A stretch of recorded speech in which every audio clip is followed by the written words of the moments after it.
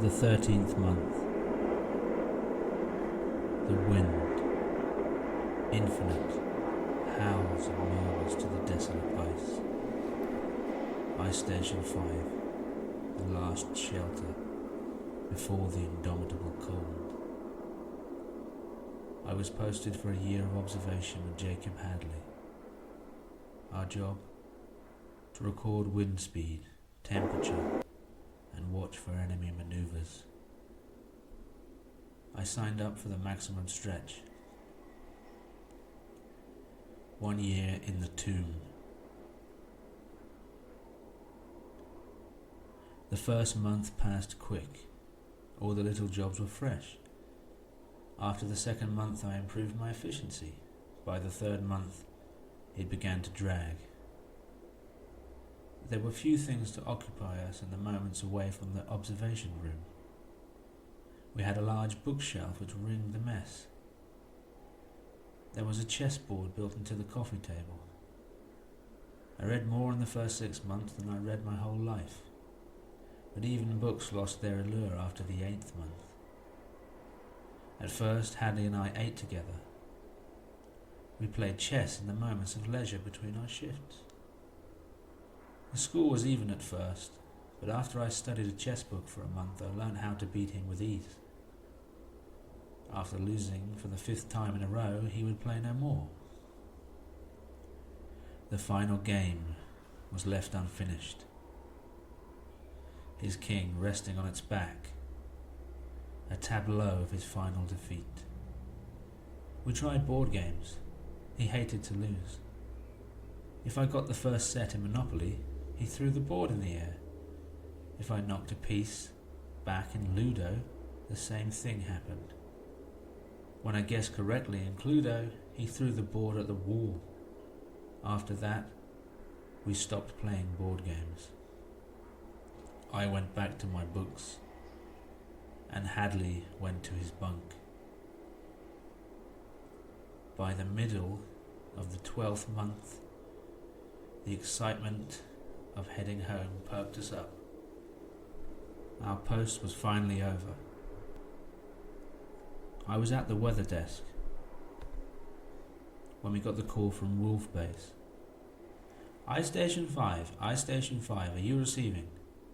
I Station 5 receiving. Bad news. The winter has yet to break. We can't get to you until the wind dies down. Do you have enough supplies? We're running low on everything. I thought as much. Well, it's time I told you about the emergency crate. There's a hatch under the sofa. The code is 8509C. 8509C. Inside you'll find a month's provision. Use it sparingly. As soon as the wind dies down, we'll send a chopper to bring you home. I slammed my fist on the desk. Is everything else all right? Everything is fine. I lied. I didn't tell him that I hadn't spoken to Hadley in over a month. I didn't tell him that Hadley spent his days asleep, trying to dream away the time. I didn't see the point in dropping him in it. It wouldn't be long before Hadley and me would part ways. I would never have to look at his smug, unshaven face again. Over and out. I had to break the news to Hadley. We hadn't said a word to each other in 6 weeks. I didn't like him. I tried to find some common ground. I found that he had no partner and no family. If he wasn't posted to an observation station, my guess was he lived alone. At least this way he could get paid for separating himself from humanity. I would pass him in the changeover. They grounded the chopper due to bad weather.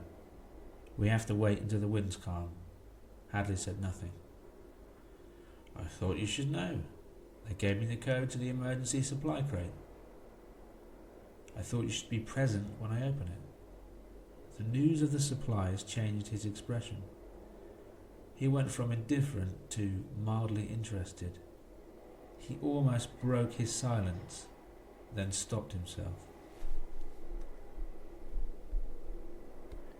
"Do you want me to open the supplies before you start your watch?" He nodded. I nearly shouted out with victory. I had won. He broke the weeks of non-communication. I hid my satisfaction. I had him, for he didn't know where the supplies were or what the code was. I pushed the sofa to one side and pulled up the rug. I put the code in and the crate clicked open. We had a month's worth of emergency food rations. To the left of the food, a large box of Valium.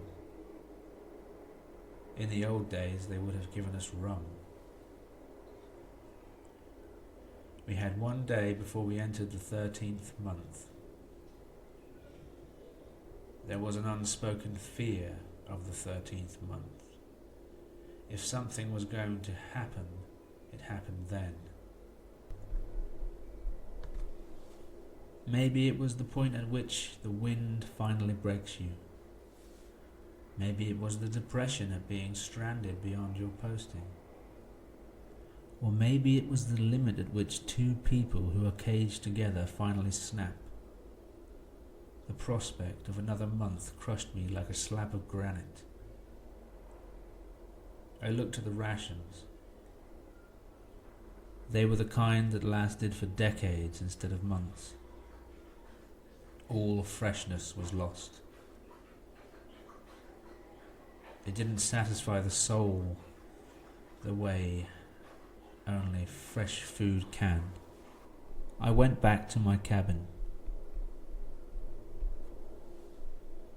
Hadley took the watch without a word. The news of our abandonment didn't seem to bother him.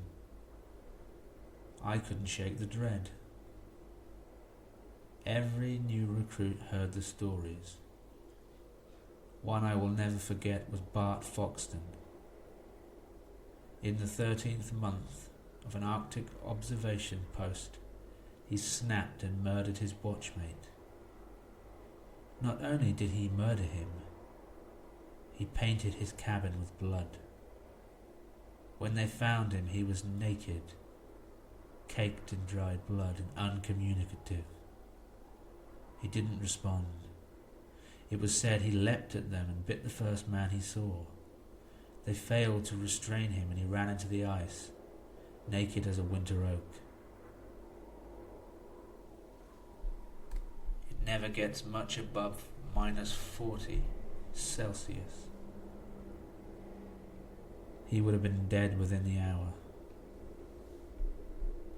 They didn't search for his body. His family were notified and compensated. Even with the higher rates of pay, the men at Wolf Base refused to do 12-month posts. The fear of the 13th month outweighed their greed.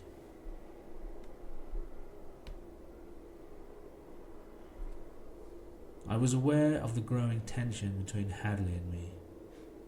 I avoided him unless the changeover required me to pass him. He muttered to himself. Sometimes whole conversations, and I heard my name mentioned. The mess was a communal space, but I chose to spend my free time alone in my cabin. He sat in the mess. He knew he made me uncomfortable, and he took pleasure in it. His bitterness grew from the moment I challenged him. We were talking politics. He said something about the death penalty being the only way to curb crime. I made the statement that crime rates were unaffected by the death penalty. It got out of hand, and he said I was too young to understand. Then we exploded. Fucks were thrown, then silence. And the silence fermented like cheap wine.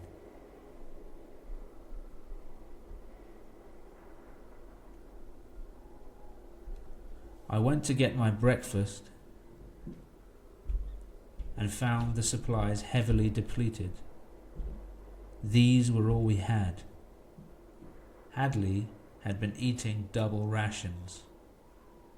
If he carried on like that, we'd soon run out. The sight of the ravaged supplies burnt anger through my veins.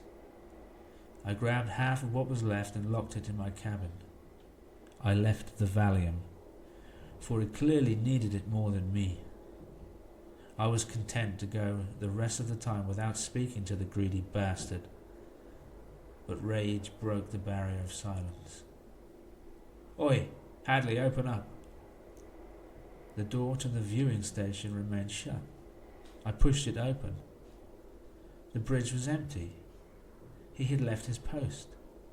I marched to his cabin and banged on the door. "Open up, you greedy shit." I hammered on the door until my fist hurt. "That food's for both of us. Why have you left the bridge? My shift doesn't start for another hour. If you don't come out and explain yourself..." "You'll what?" said Hadley. His voice was quiet and full of hate. I didn't answer. I waited. "You can't eat all the supplies," I said. He didn't answer. I started my watch early.